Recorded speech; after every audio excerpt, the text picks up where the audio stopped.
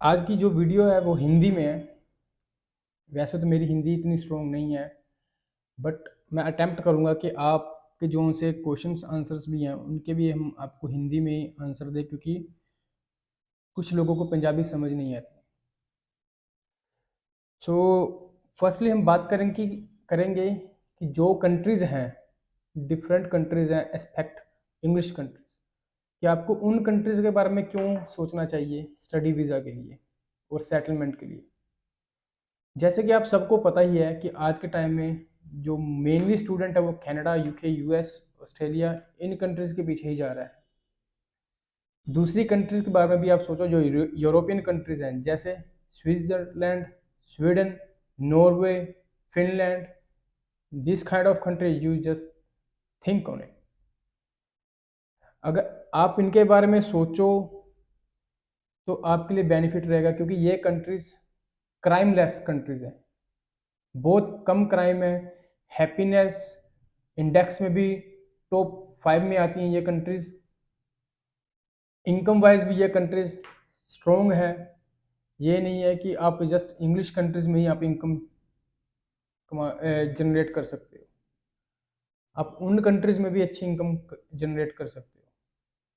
आप उन कंट्रीज़ के बारे में ज़रूर सोचो, क्योंकि वो कंट्रीज़ स्ट्रॉन्ग कंट्रीज़ हैं। फिनलैंड जैसी कंट्रीज़ में अपनी आर्मी तक नहीं है, तो आप ये सोच सकते हो कि वहाँ पे क्राइम क्या होगा।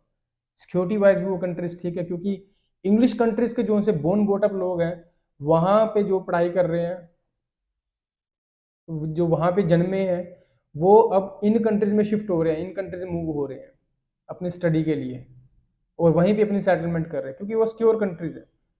जैसे हम लोग यहाँ से जाते हैं इंग्लिश कंट्रीज़ में, वो वहाँ से इधर आते हैं पढ़ने के लिए।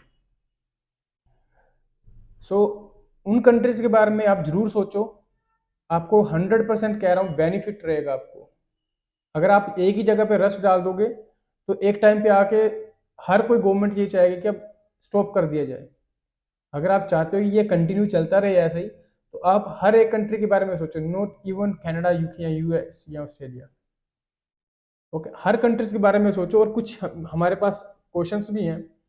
जैसे कि हमें एक क्वेश्चन पूछा गया है कि यूके में जो स्टडी वीज़ा के बाद पोस्ट स्टडी वर्क परमिट है, उसके बाद हमारा क्या होगा।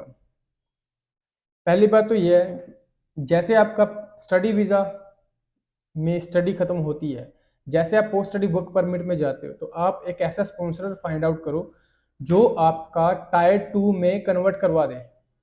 उसी से ही आपको बेनिफिट रहेगा, नहीं तो उसके बाद आपको अपनी होम कंट्री वापस ही आना पड़ेगा। आपके पास कोई और वे नहीं रहेगा। सो ऐसा एक स्पॉन्सर फाइंड आउट करो जो आपका टायर 2 में ही कन्वर्ट करवा दे। और ये टायर 2 में भी तभी कन्वर्ट हो सकता है अगर आप स्किल्ड हो, ऐसे नहीं कन्वर्ट हो सकता। और सेकंड क्वेश्चन है कि यूएस और यूके में से बेस्ट कौन है। दोनों कंट्री अपनी जगह बेस्ट है, दोनों कंट्रीज में अच्छा है, बट अगर कुछ चीज़ें देखी जाए तो जैसे क्राइम रेशियो के अकॉर्डिंग तो यूके बेटर है यूएस से। जैसे कि आप इन्फ्लेशन के बारे में बात कर लो, यूएस में इन्फ्लेशन जैसे गैस वगैरह हो गया और पेट्रोल हो गया, डीजल हो गया, ये वहाँ पे प्राइस कम है। बट वहाँ पर इंश्योरेंस कारों की बहुत महंगी है, गाड़ियों की इंश्योरेंस बहुत महंगी है। सो आप देख सकते हो कि आप अगर यूके में 1 साल की जितनी इंश्योरेंस करवाते हो, उतनी आपको मंथ में भी करवानी पड़ सकती है यूएस में, क्योंकि वहाँ पे अलग अलग स्टेट का अलग अलग ही सिस्टम है। सो और एक क्वेश्चन पूछा गया है कि हमें स्टडी वीज़ा पे कौन कौन सी कंट्रीज के लिए अप्रोच करना चाहिए।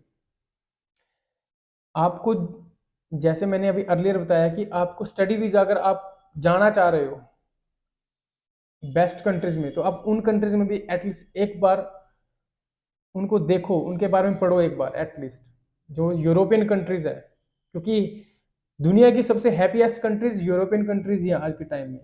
ना तो वहाँ पे भुखमरी है, ना ही वहाँ पे क्राइम रेशियो इतना है, एवरीथिंग वहाँ पे गुड है, क्योंकि वहाँ पे यूरोप शेंगन में एक कंट्री नहीं आती, आपको 27 से 28 कंट्रीज मिल जाती हैं, वो आपके ऑप्शन पे आ जाती हैं। अब अगर आप एक बार वहाँ पे सेटल हो गए तो आपके पास मल्टीपल ऑप्शंस होते हैं, तो कहीं आप कहीं भी जाके सेटलमेंट अपनी कर सकते हो, क्योंकि यूरोपियन सिटीजन पे किसी भी एक कंट्री का आपके पास पासपोर्ट है तो आप वहाँ पे अपने सेटलमेंट कर सकते हो।